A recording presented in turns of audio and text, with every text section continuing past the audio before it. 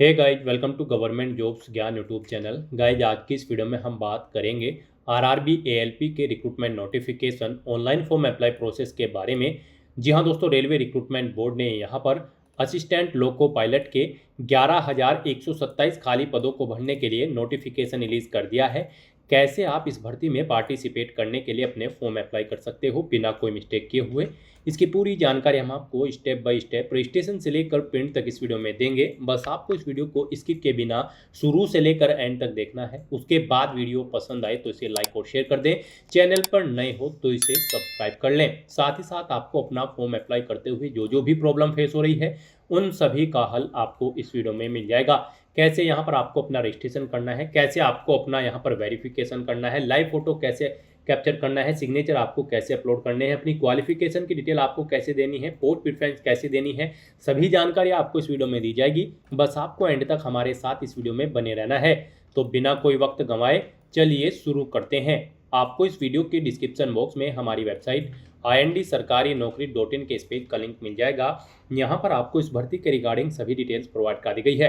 Railway recruitment board RRB ने assistant loco pilot ALP के 11,127 खाली पदों को भरने के लिए नोटिफिकेशन रिलीज कर दिया है। आप 15 मई 2026 से 14 जून 2026 तक अपने फॉर्म अप्लाई कर सकते हो। फीस पेमेंट की लास्ट डेट 16 जून 2026 है। फॉर्म में करेक्शन आप 17 से 26 जून 2026 के बीच कर सकते हो। सैलरी आपको 19,900 से 63,200 के बीच में प्रोवाइड कर दी जाएगी। एजुकेशनल क्वालिफिकेशन की अगर बात करें तो यहाँ पर आपका 10वीं क्लास पास आउट होना जरूरी है, प्लस आपके पास ITI का सर्टिफिकेट होना चाहिए रिलीवेंट ट्रेड के अंतर्गत, जिस ट्रेड के लिए आप ALP की अप्लाई करने जा रहे हैं। या फिर आपका यहाँ पर 10वीं क्लास पास आउट होना जरूरी है, प्लस आपने यहाँ पर ACT अप्रेंटिसशिप का कोर्स कंप्लीट कर रखा हो रिलेटेड ट्रेड के अंतर्गत, या फिर गाइज आपने 10वीं क्लास पास आउट करने के साथ साथ यहाँ पर डिप्लोमा कर रखा हो मैकेनिकल या फिर इलेक्ट्रिकल या फिर इलेक्ट्रॉनिक्स या फिर ऑटोमोबाइल्स इंजीनियरिंग में, या फिर आप जिस ट्रेड के लिए अप्लाई कर रहे हैं उसमें आपके पास डिप्लोमा हो, या फिर आपका यहाँ पर आपके पास डिग्री होनी चाहिए इंजीनियरिंग की डिसिप्लिन में, जिस डिसिप्लिन के लिए आप अप्लाई कर रहे हैं। तो इनमें से अगर आपके पास कोई भी क्वालिफिकेशन है तो आप एलिजिबल हैं, अप्लाई कर सकते हैं। आयु सीमा आपके 18 से 30 साल के बीच में रखी गई है। फीस यहाँ पर जनरल OBC EWS के लिए 500 रुपये है। 400 रुपये इसमें से आपकी फीस बाद में रिफंड कर दी जाएगी। SC ST PWD women candidate के लिए 250 रुपये फीस है, जिनकी पूरी की पूरी फीस यहाँ पर बाद में रिफंड कर दी जाएगी।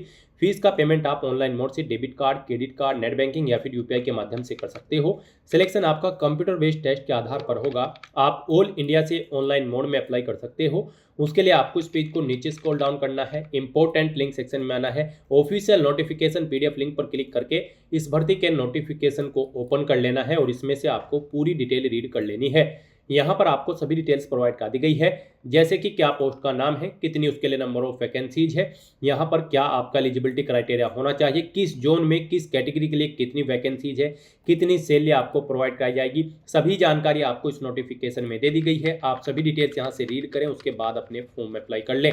फॉर्म अप्लाई करने के लिए भी आपको हमारी वेबसाइट के इसी पेज पर ही अप्लाई ऑनलाइन का लिंक दिया गया है। जैसे ही आप इस लिंक पर क्लिक करेंगे आपके सामने आरआरबी का ये पोर्टल ओपन होगा। गाइज, यहाँ पर अगर आपने पहले से रजिस्ट्रेशन कर रखा है तो आपको यहाँ पर टॉप पर ही लॉगिन की टैब दी गई है, आप इस पर क्लिक करें। आपके सामने यहाँ पर लॉगिन का इंटरफेस ओपन हो जाएगा।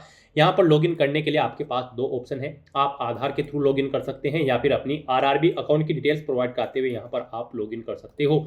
यहाँ पर अगर आप फर्स्ट ऑप्शन यूज करते हैं लॉगिन विद आधार, तो फिर आपको यहाँ पर अपना फ़ोन नंबर एंटर करना है, फिर जनरेट आधार OTP के ऑप्शन पर क्लिक करना है। फिर आपके मोबाइल नंबर पर एक OTP आएगा जिससे आपका आधार लिंक है, वो OTP आपको यहाँ पर एंटर करना है। उसके बाद आपको यहाँ पर I am not a robot के चेकबॉक्स को ओके करना है और फिर गाइज लॉगिन की स्टेप पर क्लिक करते हुए आपको लॉगिन करके अपना फॉर्म अप्लाई कर लेना है। और गाइज यहाँ पर अगर आप सेकंड ऑप्शन यूज करते हैं, आप यहाँ पर login with RRB account credential का ऑप्शन यूज करते हैं, तो फिर यहाँ पर आपको अपना मोबाइल नंबर या ईमेल आईडी एंटर करनी है, अपना पासवर्ड आपको एंटर करना है जो आपने रजिस्ट्रेशन करते समय क्रिएट किया था। I am not a robot के चेकबॉक्स को ओके करना है और उसके बाद लॉगिन की स्टेप पर क्लिक करते हुए आपको लॉगिन करके अपना फॉर्म अप्लाई कर लेना है। और अगर आप इस भर्ती के लिए फर्स्ट टाइम अप्लाई करने जा रहे हो तो सबसे पहले यहाँ पर आपको अपना अकाउंट क्रिएट करना होगा। उसके लिए आपको यहाँ पर टॉप पर ही क्रिएट एन अकाउंट का ये टैब दिया गया है, आप इस पर क्लिक करें। आपके सामने कुछ इस तरह से इंटरफेस ओपन होगा। अब यहाँ पर आपके सामने ये पॉपअप शो हुआ है। इसमें कहा गया है अगर आपने 2024 या 25 में अपना रजिस्ट्रेशन कर रखा है तो आपको रजिस्ट्रेशन करने की जरूरत नहीं है। आप अपना यूजर नेम और पासवर्ड का यूज करते हुए लॉगिन करके फॉर्म अप्लाई कर सकते हो। और अगर आप बिल्कुल न्यू है, बिल्कुल फ्रेश है, आप फर्स्ट टाइम अप्लाई करने जा रहे हैं इस पोर्टल के थ्रू, तो आप यहाँ पर ओके के इस ऑप्शन पर क्लिक करें और यहाँ पर अपनी बेसिक इन्फॉर्मेशन प्रोवाइड करते हुए आप अपना रजिस्ट्रेशन कर ले। सबसे पहले यहाँ पर आपको अपनी नेशनलिटी सेलेक्ट कर लेनी है। उसके बाद गाइज आपको यहाँ पर अपना फुल नेम एंटर करना है। अपनी 10वीं की मार्कशीट के अकॉर्डिंग यहाँ पर आपको अपना फुल नेम एंटर करना है, उसे रिटाइप करके कंफर्म कर लेना है। उसके बाद आपसे पूछा गया है कि क्या आपने कभी अपना नाम चेंज किया है, अगर किया है तो आप यस करेंगे। और फिर यहाँ पर जब आपकी डॉक्यूमेंट वेरीफाई होंगे उस समय आपको यहाँ पर अपने नेम चेंज का कोई जो गैजेटेड नोटिफिकेशन है वो शो करना होगा, या फिर कोई रिलीवेंट लीगल डॉक्यूमेंट है वो आपको शो करना होगा। जब आपके डॉक्यूमेंट वेरीफाई होंगे तो यहाँ पर आप I understand and I agree के ऑप्शन पर क्लिक करेंगे। और अगर आपने कभी अपना नाम चेंज नहीं किया है तो आप सिंपली यहाँ पर नो ऑप्शन सेलेक्ट करेंगे। चेंज किया है तो आप यस करेंगे और फिर यहाँ पर चेंज नेम देंगे। चेंज नहीं किया है तो आप नो ऑप्शन सेलेक्ट कर लेंगे। उसके बाद यहाँ पर आपको अपनी डेट ऑफ बर्थ सेलेक्ट कर लेनी है। फिर आपको अपनी डेट ऑफ बर्थ यहाँ पर टाइप करनी है, रिटाइप DDMMYY फॉर्मेट में। उसके बाद आपको अपना जेंडर यहाँ पर सिलेक्ट करना है। अपना जेंडर एक बार फिर से आपको रीसिलेक्ट करना है। फिर यहाँ पर आपको अपने फादर का नाम एंटर करना है, उसे रिटाइप करना है। अपनी मदर का नाम एंटर करना है, उसे भी आपको रिटाइप कर देना है कंफर्मेशन के लिए। उसके बाद गाइज यहाँ पर आपको अपनी कॉन्टैक्ट डिटेल प्रोवाइड करनी है। यहाँ पर आपको अपना ईमेल एड्रेस एंटर करना है, मोबाइल नंबर एंटर करना है और फिर जनरेट ईमेल OTP और जनरेट मोबाइल OTP के ऑप्शन पर क्लिक करना है। फिर आपके ईमेल ID और मोबाइल नंबर पर OTP आएंगे। वो OTP आपको यहाँ पर एंटर करते हुए अपना मोबाइल नंबर और ईमेल ID वेरीफाई कर लेने हैं। उसके बाद यहाँ पर आपको अपना वेरिफिकेशन करना है। वेरिफिकेशन के लिए यहाँ पर आपके पास 3 ऑप्शन है। आप यहाँ पर डिजी लॉकर के थ्रू अपना वेरिफिकेशन कर सकते हैं, या फिर गाइज यहाँ पर आप आधार कार्ड के थ्रू अपना वेरिफिकेशन कर सकते हैं, या फिर आपके पास अगर आधार भी नहीं है तो उसके थ्रू भी आप यहाँ पर अपना वेरिफिकेशन कर सकते हैं अपने पैन नंबर की डिटेल प्रोवाइड कराते हुए। तो यहाँ पर हम आपको तीनों ऑप्शंस के बारे में बताएंगे 1 बाय 1 करके। तो यहाँ पर अगर आप ऑप्शन सेलेक्ट करते हैं वेरिफिकेशन थ्रू डिजी लॉकर, तो आपको यहाँ पर वेरिफिकेशन थ्रू डिजी लॉकर के इस ऑप्शन पर क्लिक करना है। फिर यहाँ पर आपको आई कंफर्म के चेकबॉक्स को ओके करना है और उसके बाद गाइज आपको वेरीफाई के इस ऑप्शन पर क्लिक कर देना है। नेक्स्ट आपके सामने डिजी लॉकर का इंटरफेस ओपन हो जाएगा। यहाँ पर आने के बाद गाइज आपको अपना आधार नंबर एंटर करना है, ये कैप्चा कोड आपको यहाँ पर एंटर करना है और उसके बाद फिर आपको नेक्स्ट के इस ऑप्शन पर क्लिक कर देना है। फिर आपके रजिस्टर्ड मोबाइल नंबर पर जिससे आपका आधार अटैच है यानी कि लिंक है, उस पर एक OTP आएगा। वो OTP आपको यहाँ पर एंटर करना है और फिर आपको दोबारा से कंटिन्यू के इस ऑप्शन पर क्लिक कर देना है। नेक्स्ट यहाँ पर आपको अपना 6 डिजिट का डिजी लॉकर का सिक्योरिटी पिन एंटर करना है और अगर आप भूल चुके हो तो यहाँ पर आप फॉरगेट सिक्योरिटी पिन के ऑप्शन पर क्लिक करें और अपना सिक्योरिटी पिन यहाँ पर गेट कर ले। गाइड यहाँ पर अगर आपने रजिस्ट्रेशन कर रखा है तो आपको यहाँ पर अपना 6 डिजिट का डिजी लॉकर का सिक्योरिटी पिन एंटर करना है और अगर आपने रजिस्ट्रेशन नहीं कर रखा है तो आपको डिजी लॉकर की वेबसाइट को ओपन कर लेना है और वहां पर अपना अकाउंट आपको रजिस्टर कर लेना है, अकाउंट क्रिएट कर लेना है। इस तरह से अपना पिन यहाँ पर एंटर करने के बाद फिर आपको कंटिन्यू के ऑप्शन पर ही क्लिक करना है। नेक्स्ट आपके सामने आपका डिजी लॉकर अकाउंट कुछ इस तरह से शो होगा। अब यहाँ पर आने के बाद गाइज आपको अलाउ के इस ऑप्शन पर क्लिक करना है। इस तरह से यहाँ पर आपका डिजी लॉकर अकाउंट के थ्रू आपका वेरिफिकेशन कंप्लीट हो जाएगा और आपको RRB के इसी इंटरफेस पर रिडायरेक्ट कर दिया जाएगा। नेक्स्ट ऑप्शन यहाँ पर वेरिफिकेशन का है आधार कार्ड के थ्रू। गाइज अगर यहाँ पर आप वेरिफिकेशन थ्रू आधार कार्ड ऑप्शन सेलेक्ट करते हैं तो फिर आपके सामने यहाँ पर कुछ इस तरह से इंटरफेस शो होगा। यहाँ पर आने के बाद आपको अपना आधार कार्ड नंबर एंटर करना है। उसके बाद आपको जनरेट आधार OTP के ऑप्शन पर क्लिक करना है।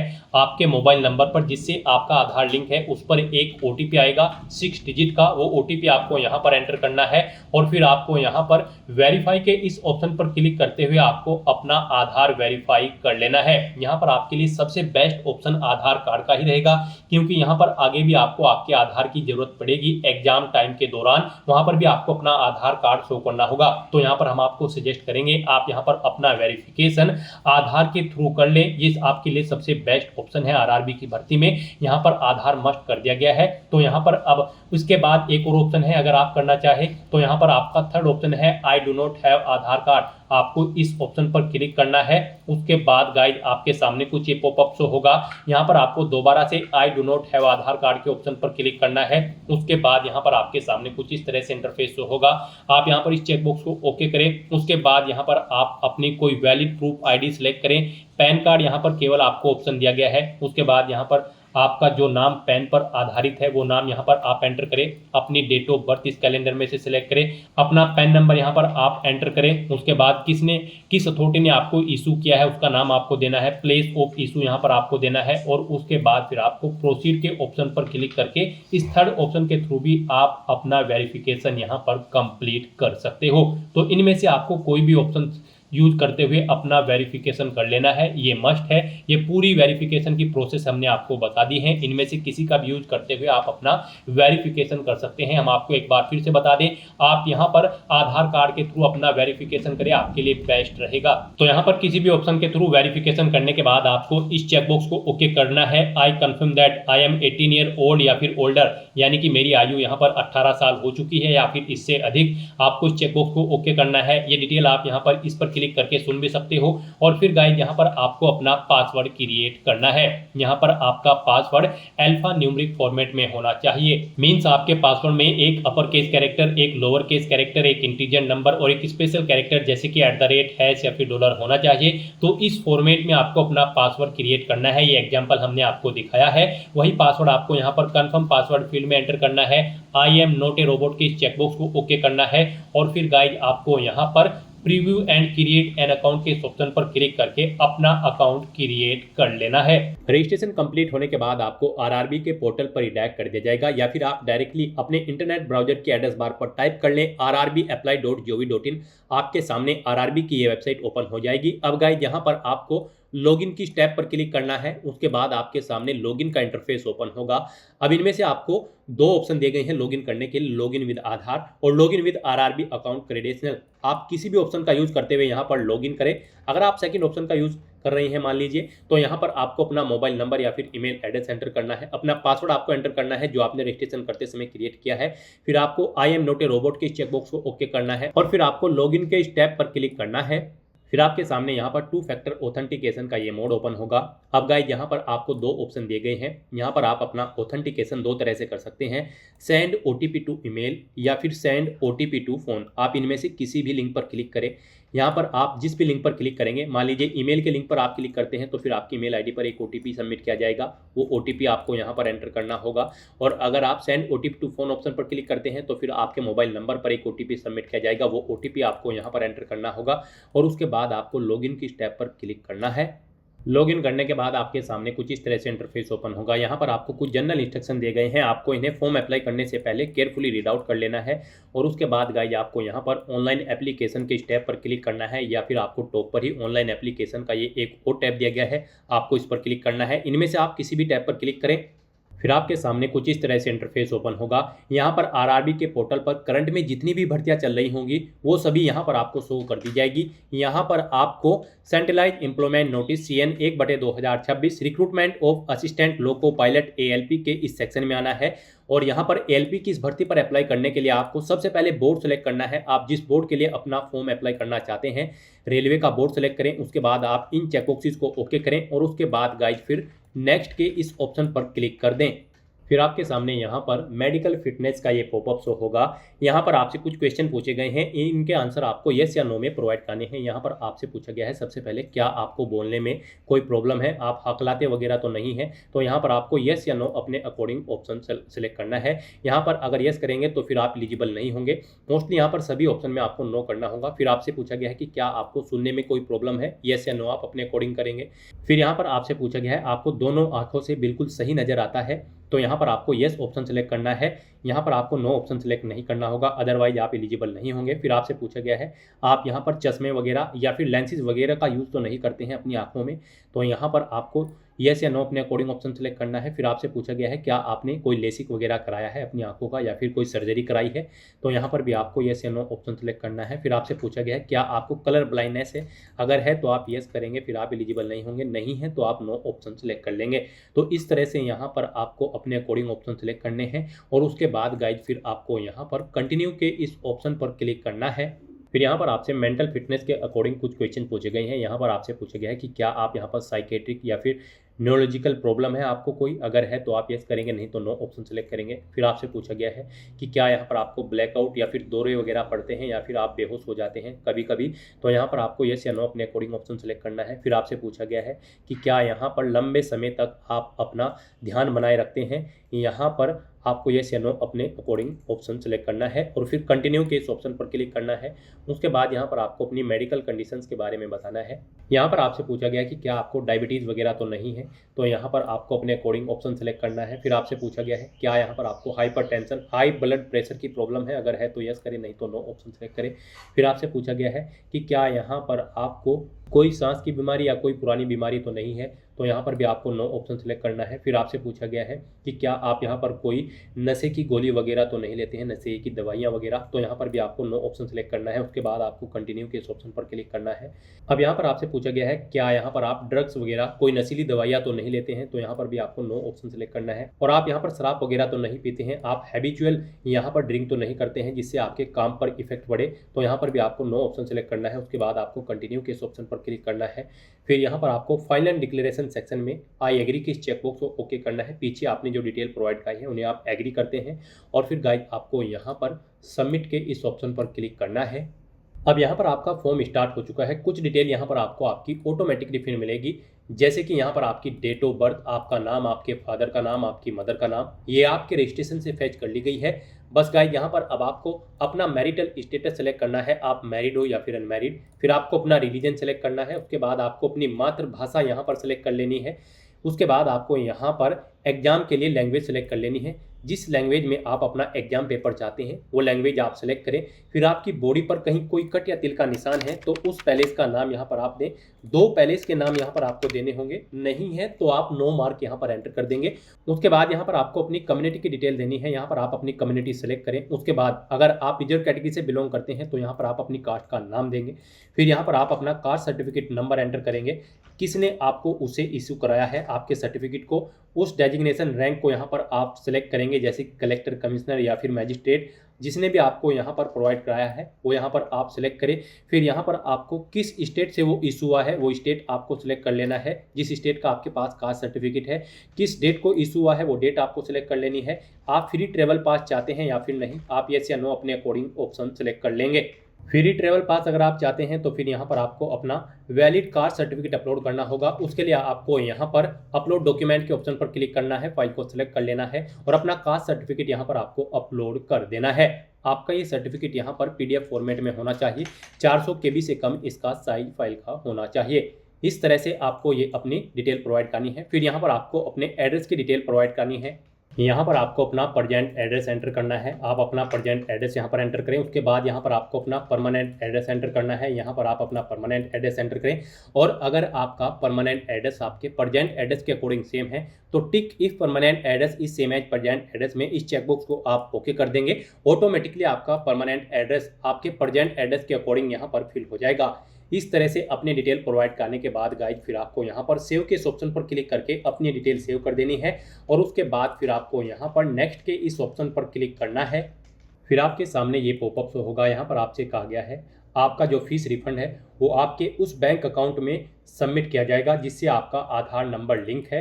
तो यहाँ पर अब आपको आई अंडरस्टैंड एंड एग्री के इस ऑप्शन पर क्लिक करना है और अब यहाँ पर आपको अपनी कुछ और डिटेल्स देनी है। यहाँ पर आपसे पूछा गया है कि क्या आप EX सर्विसमैन कैंडिडेट हैं, अगर हैं तो आप यस करेंगे और फिर यहाँ पर आप बताएंगे किस में आपने सर्विस की है, आर्मी, नेवी या फिर एयरफोर्स, किस रैंक पर थे। यहाँ पर एंट्री की डेट आप सेलेक्ट करेंगे, क्या यहाँ पर आप फिलहाल भी जॉब कर रहे हैं या फिर नहीं।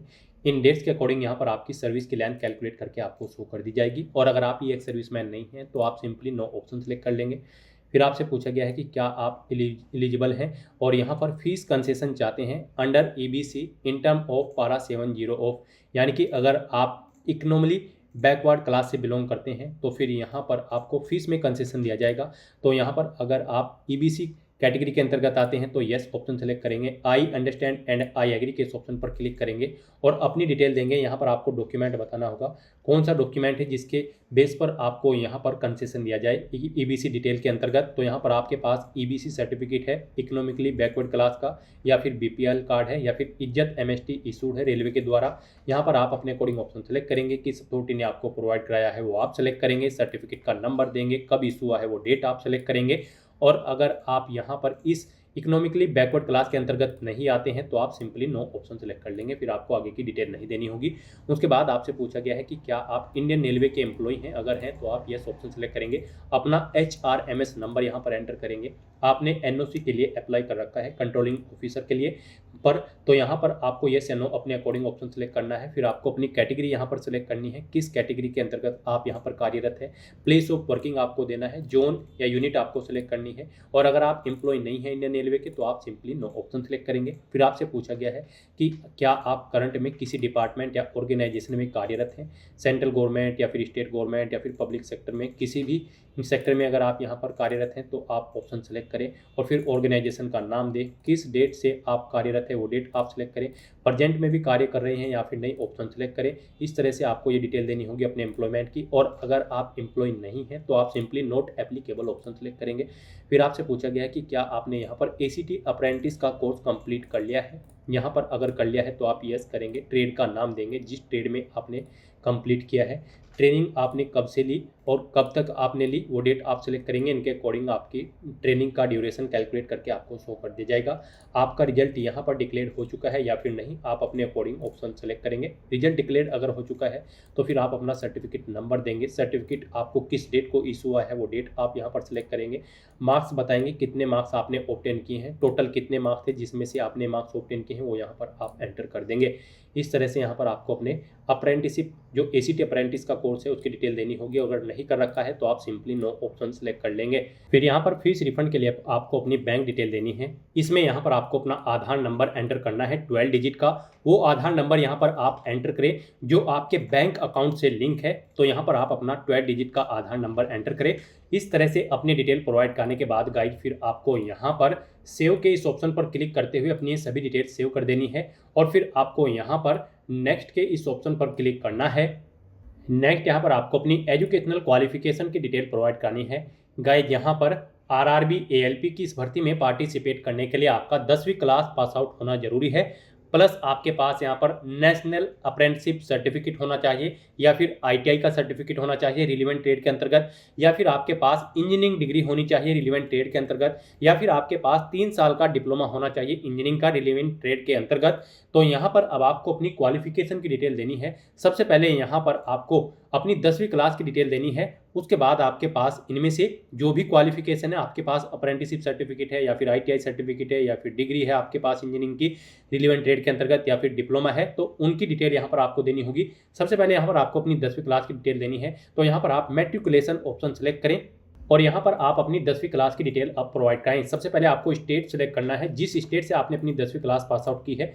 फिर आपको डिस्ट्रिक्ट सेलेक्ट कर लेना है। उसके बाद आपको यहाँ पर बोर्ड का नाम एंटर करना है जिस बोर्ड से आपने अपनी 10वीं क्लास पास आउट की है। फिर आपको पासिंग डेट सेलेक्ट करनी है, कब आपने अपनी 10वीं क्लास पास आउट की है। अपनी 10वीं का रोल नंबर यहाँ पर आपको एंटर करना है और फिर यहाँ पर आपको अपनी 10वीं क्लास के सर्टिफिकेट का सीरियल नंबर भी एंटर कर देना है।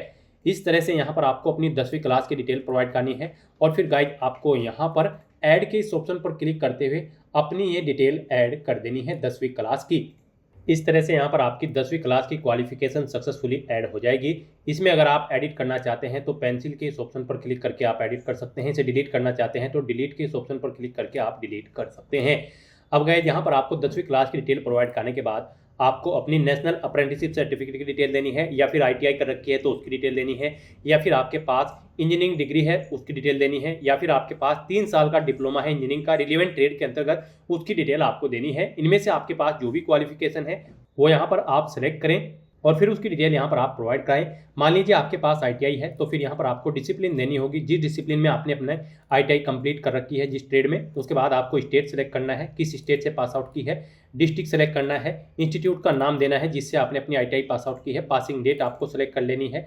यहाँ पर आपको सर्टिफिकेट NCVT से मिला है ITI का या फिर SCVT से, आप अपने कोडिंग ऑप्शन सेलेक्ट करें। सर्टिफिकेट का टाइप सेलेक्ट करें, और नेशनल ट्रेड सर्टिफिकेट है या फिर स्टेट ट्रेड सर्टिफिकेट है, आप अपने कोडिंग ऑप्शन सेलेक्ट कर लें। इस तरह से अपनी डिटेल प्रोवाइड करने के बाद गाइज फिर आपको यहाँ पर ऐड के इस ऑप्शन पर क्लिक करके अपनी ये डिटेल भी ऐड कर देनी है। इस तरह से यहाँ पर आपकी ITI की डिटेल भी सक्सेसफुली ऐड हो जाएगी। तो इस तरह से यहाँ पर आपने जो भी कर रखा है 10वीं के बाद नेशनल अप्रेंटिस सर्टिफिकेट, ITI या फिर डिग्री या फिर डिप्लोमा इंजीनियरिंग में रिलेवेंट ट्रेड के अंतर्गत, उसकी डिटेल यहाँ पर आप प्रोवाइड कर सकते हैं। ITI के साथ अगर आपने यहाँ पर डिग्री या फिर डिप्लोमा भी कर रखा है तो उसकी डिटेल भी आप यहाँ पर ऑप्शन सेलेक्ट करने के बाद सेम ऐसे ही प्रोवाइड कर सकते हैं। तो इस तरह से यहाँ पर अपनी क्वालिफिकेशन की डिटेल प्रोवाइड करने के बाद गाइड फिर आपको यहाँ पर नेक्स्ट के इस ऑप्शन पर क्लिक करना है।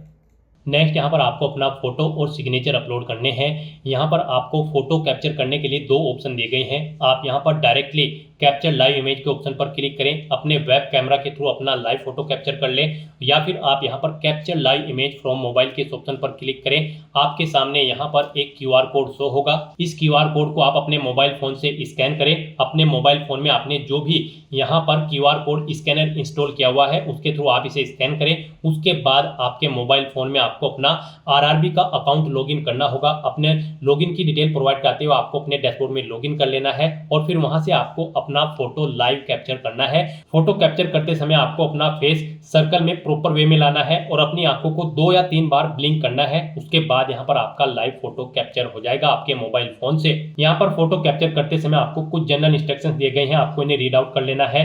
फोटो कैप्चर करते समय आपको सफेद कपड़े नहीं पहनने हैं, और जिस स्थान पर आप अपना फोटो कैप्चर करेंगे वहां पर प्रॉपर वे में लाइट होनी चाहिए और प्लेन बैकग्राउंड उस स्थान का होना चाहिए। और यहाँ पर आपको बिल्कुल सीधा कैमरे की तरफ देखना है, और आपको यहाँ पर फोटो कैप्चर करते समय अपने सर पर कोई टोपी या फिर कैप नहीं पहननी है, ना आपको अपने चेहरे पर कोई मास्क लगाना है, और ना ही आपको अपने आंखों पर कोई चश्मा यहाँ पर पहनना है। तो यहाँ पर आपको कुछ इन इंस्ट्रक्शंस को ध्यान में रखते हुए अपना लाइव फोटो कैप्चर कर लेना है। दोस्तों, मोबाइल से लाइव फोटो कैप्चर करने के लिए सबसे पहले आपको अपने फोन में QR code scanner application open करनी होगी। उसके बाद में आपको ये बार कोड यहाँ पर स्कैन कर लेना होगा। उसके बाद में आपको इस लिंक पर क्लिक करना होगा। उसके बाद यहाँ पर आने के बाद में आपको RRB अकाउंट के अंतर्गत अपने डैशबोर्ड में लॉगिन करना होगा। लॉगिन करने के लिए आप आधार से लॉगिन कर सकते हो या फिर RRB अकाउंट के थ्रू लॉगिन कर सकते हो। जैसे कि हम आपको RRB अकाउंट के थ्रू लॉगिन करके दिखा रहे हैं। सबसे पहले आपको यहाँ पर अपना ईमेल एड्रेस एंटर करना होगा, पासवर्ड आपको एंटर करना होगा और इस चेक बॉक्स को ओके करना होगा,